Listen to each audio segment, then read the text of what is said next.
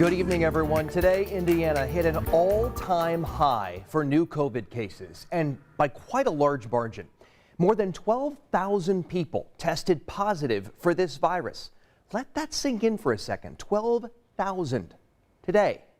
It comes as hospitals are struggling to stay afloat.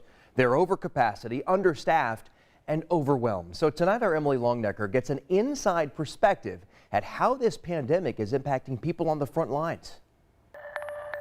Members of Indiana's National Guard are expected to arrive here at Eskenazi Hospital on Monday to try and relieve some of the pressure from a staffing shortage caused by this latest COVID surge. The hospital's executive medical director says staff is exhausted and many are getting sick as they head into what is expected to be a difficult new year, in part because of this latest highly contagious variant.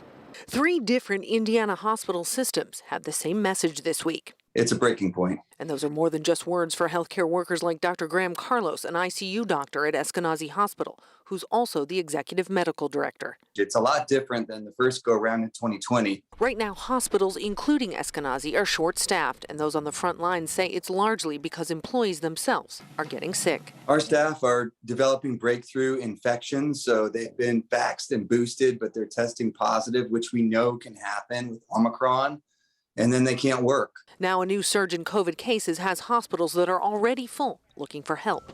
I'm receiving calls from all over Indiana, including some from Kentucky and Illinois, asking, begging for us to take patients in critical care transfer because there's simply no beds, no access to critical care. Lately, Dr. Carlos has had to say no to transfer requests because of staffing shortages and less space. I find myself saying, I'm so sorry, I wish we could help you, but we are simply out of that resource right now. The best we can do is offer you a wait list, and they still take it. Grasping for any bit of hope as healthcare workers head into year 2 of a global pandemic, still caring for patients sick with COVID, some whose hands they hold as they die in front of them. It's COVID. It's respiratory failure.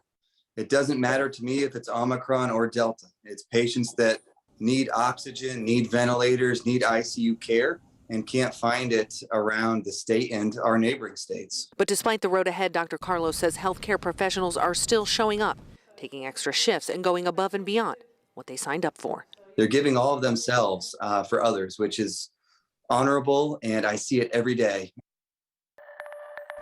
All right, so let's take a little bit closer look at what this means for hospitals and for those who need their most critical care. As of midnight, there were 2,011 ICU beds across the state. Only 9% are open right now, just that tiny sliver right there. That's only about 179 beds for not just COVID patients, but people who were injured in car crashes, people who had strokes and other critical injuries. We can break it down by regions, and for these 7 very populated areas across the metro area, there are just 45 available ICU beds. Other regions have as few as 6 or even 2. And one other note here, earlier we mentioned the 12,000 new cases added today.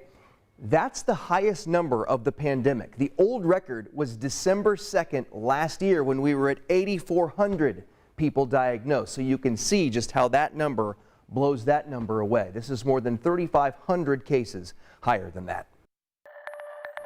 And with the rising COVID cases, state health leaders outlined school quarantine changes for students in the new year. And with some classes picking back up on Monday, these are rules every parent needs to know. So we have them posted right now. You can check it out at WTHR.com and on the WTHR app. And that wraps up tonight's big story.